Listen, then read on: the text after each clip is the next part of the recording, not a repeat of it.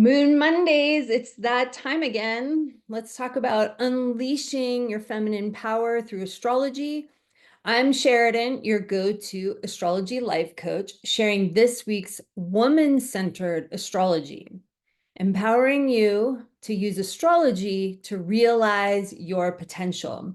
So we begin this week of November 4th with the waxing moon, right? Getting more light, growing moon in Sagittarius.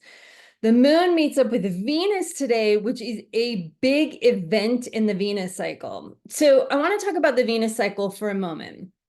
Each month, the waxing crescent moon comes to Venus.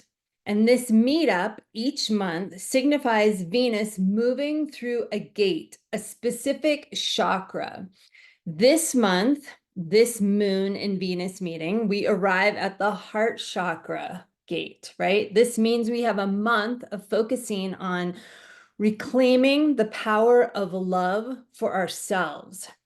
A Venus Alchemy, which I teach with Kaylin Castell, we follow the oldest written myth humanity has, right? The first written story on those clay tablets from ancient Sumer in the Middle East. That story is about Inanna, the goddess Inanna, the queen of heaven and earth. And we now know that Inanna is the planet Venus. So think about that for a second, right? The oldest myth we have written down is about our divine feminine planet, Venus, the goddess herself. How cool is that? So in the story, Inanna rises from the underworld and must go through 7 gates to reclaim her powers.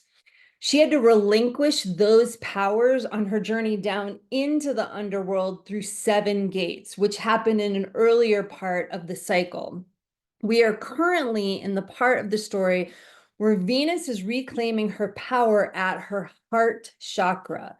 We've reached the 4th gate on her ascent out of the underworld, and we're now at the heart chakra. So this offers an opportunity for all of us divine feminine women to reclaim our powers at our heart chakras as well, right? Yay, I'm so excited. I love this chakra, right? What's not to love about the love chakra? So I suggest taking this month to focus on reclaiming your divine love for yourself, like actively keep choosing that over this month.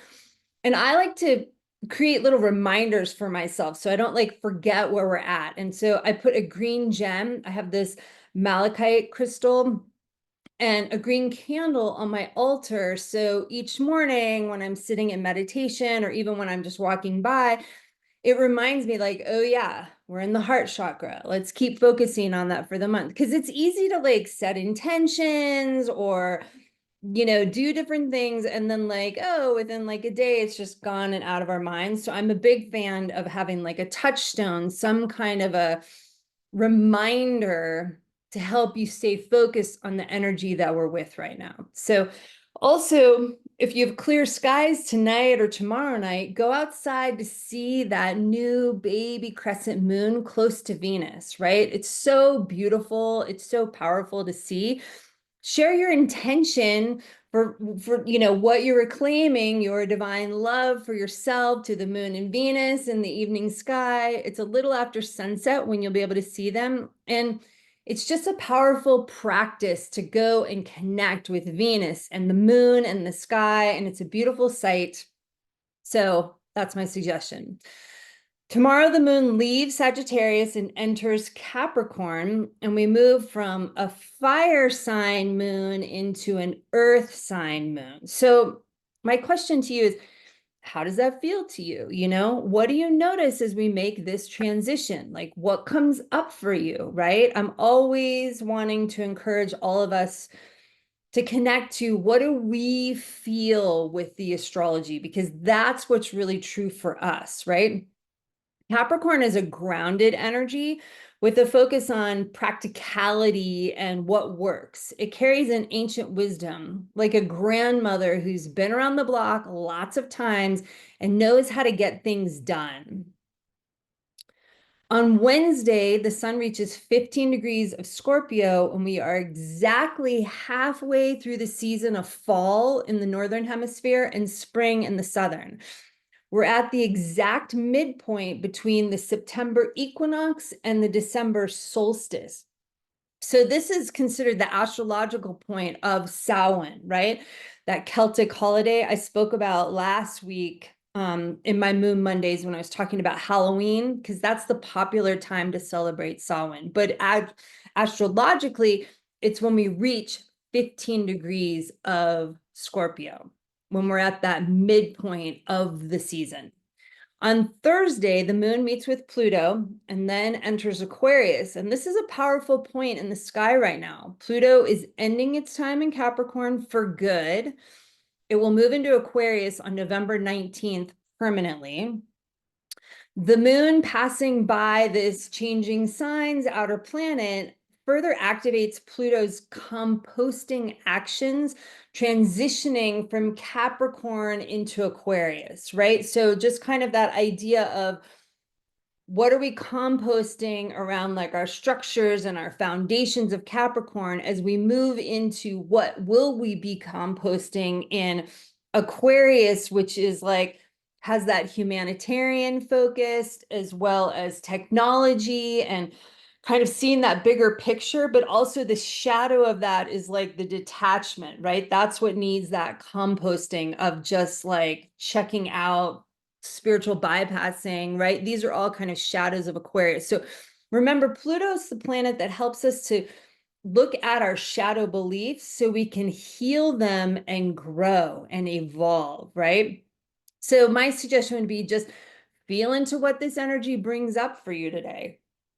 The moon entering Aquarius can feel expansive, bring a wider view. We can often see a bigger picture, gain a little perspective.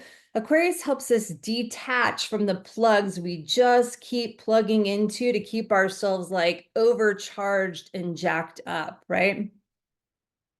On Friday, we have the waxing half moon, the first quarter moon in Scorpio. So the first quarter moon is our first check-in point after the new moon last week that was like at Halloween and Samhain, right? So how are your micro actions going? Are you taking that baby step towards your new moon intention you set last Friday? If so, do you want to keep going with that particular action for another week?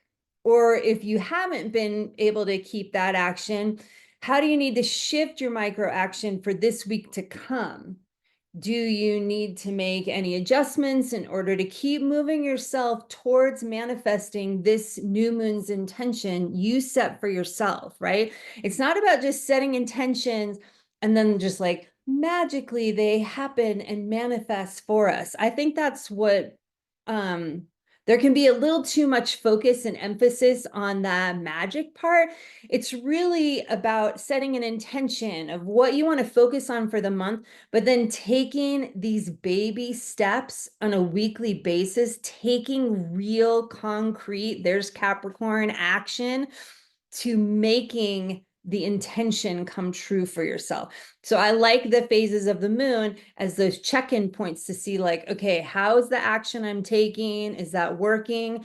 Do I need to adjust? Do I need to scrap it, change it all together, right? Sometimes after a week, we realize that intention is no longer truly in alignment with ourselves, right? We've been taking some action. We're like, oh, you know what? I don't actually want that. And we need to set an entirely new intention, right? A new focus. So that's what the first quarter moon energy offers you. In Scorpio, no less, it likes to dig deep. It wants to find where your power truly lies for you, right? That's what Scorpio is all about. We end the week with the moon moving into Pisces and then meeting with Saturn in Pisces. So this can enhance our ability to dream, but in a practical way, right? Saturn makes things attainable. Saturn gets a bad rap, but Saturn like really impacts like our real world, day-to-day world and helps us to really create and manifest what we want in our lives. Pisces is an emotional energy, right? It's a water sign. So let yourself feel your feelings that come up and dream. Your visioning is how you inspire yourself to make changes in your life. And changing your life with the moon is what I'm all about. If you want to learn more about creating your ideal life with the moon, you can grab my free guide, 3 Steps to Changing Your Life with the New Moon, at my website, SheridanSemple.com, or click the link below. See you next Monday when Venus moves into Capricorn and the moon meets with Neptune just before entering Aries once again. So comment below, ask me questions, like below if you feel so inspired. Thanks for watching, and I wish you a feminine empowered week.